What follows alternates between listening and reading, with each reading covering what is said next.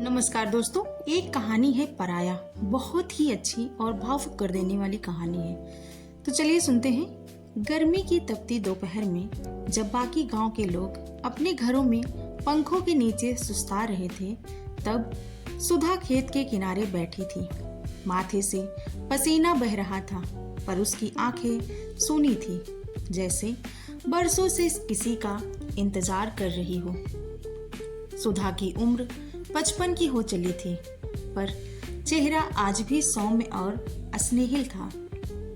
गांव में सब उसे सुधा माई कहते थे। जब कोई दुखी होता वो उसके पास आता, पर खुद के दुख के बारे में किसी को कुछ नहीं बताती। 20 साल पहले सुधा का इकलौता बेटा अर्जुन शहर नौकरी करने के लिए गया था। पढ़ा लिखा था, होशियार था। जाते वक्त बोला था, माँ कुछ महीनों में आऊंगा, फिर तुम्हें अपने साथ ले चलूंगा। सुधा ने आंखें भरकर सिर हिलाया था। उस दिन के बाद अर्जुन तो लौटा नहीं, पर सुधा रोज सड़क की ओर देखती रही। शुरू में चिट्ठियां आती थी, फिर फोन आने लगे, फिर फोन भी बंद हो गए। गांव वालों ने समझाया, शहर की हवा लग गई होगी, भूल गया होगा। पर सुधा हर बार मुस्कुरा कर कहती, मेरा अर्जुन ऐसा नहीं है, वो आएगा, जरूर आएगा। एक दिन गांव में खबर आई, अर्जुन ने एक शहर की लड़की से शादी कर ली है। सुधा को किसी ने सीधे कुछ नहीं कहा, पर बात हवा में फैल गई। सुधा मुस्कुराई, बोली, चलो मेरा बेटा खुश तो है। फिर भी उसकी आंखों की नमी और चुप्पी कुछ और कहती थी। समय बीतता गया। सुधा ने बेटे के लिए हर त्योहार में मिठाई बनाई, हर जन्मदिन पर तुलसी में दिया जलाया और हर साल नए कपड़े सिलवाए, पर अर्जुन नहीं आया। एक दिन गांव में एक सफेद कार आई। गांव के बच्चे पीछे दौड़े। कार से एक औरत उतरी, शहरी कपड़े, आंखों पर चश्मा। उसने पूछा, यहाँ सुधा देवी का घर कौन सा है? लोग उसे लेकर सुधा के पास पहुंचे। फिर औरत ने हाथ जोड़कर कहा, मैं आरती हूं, अर्जुन की पत्नी। सुधा की आंखें एक पल के लिए चमक उठी, फिर वो बुझ गई। उसने पूछा, अर्जुन ठीक है? आरती ने सिर झुका लिया। वो अब इस दुनिया में नहीं है माँ जी। सुधा के कानों से जैसे कोई बम फटा।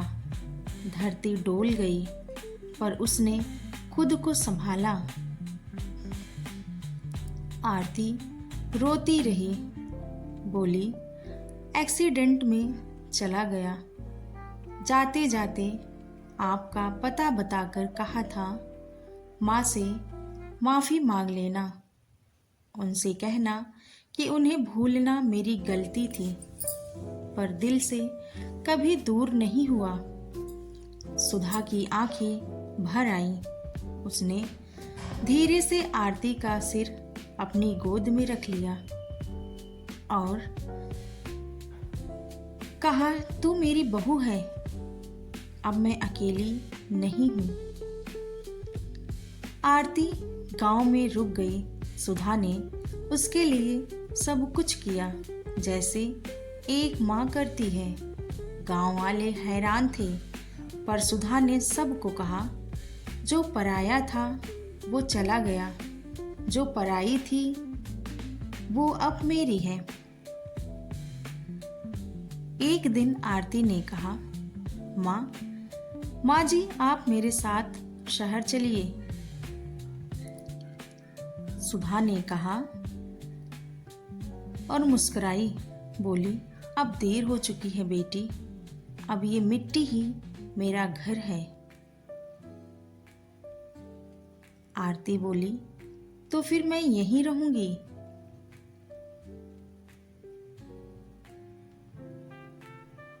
और वो रुक गई। आरती बोली, तो फिर मैं यहीं रहूंगी। और वो रुक गई।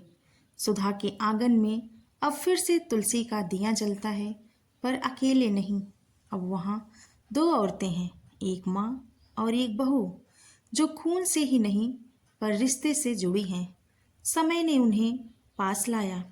कभी जो पराया था वही अब सबसे अपना है। और दोस्तों, ये कहानी एकदम भावुक कर देने वाली थी कि अपना जो था वो पराया होकर चला गया और जो पराया था वो अपना होकर पास आ गया। कहानी आपको कैसी लगी? अच्छी लगी हो तो please like, share and subscribe ज़रूर करिएगा ऐसी ही कहानियाँ सुनने के लिए। बहुत बहुत धन्यवाद।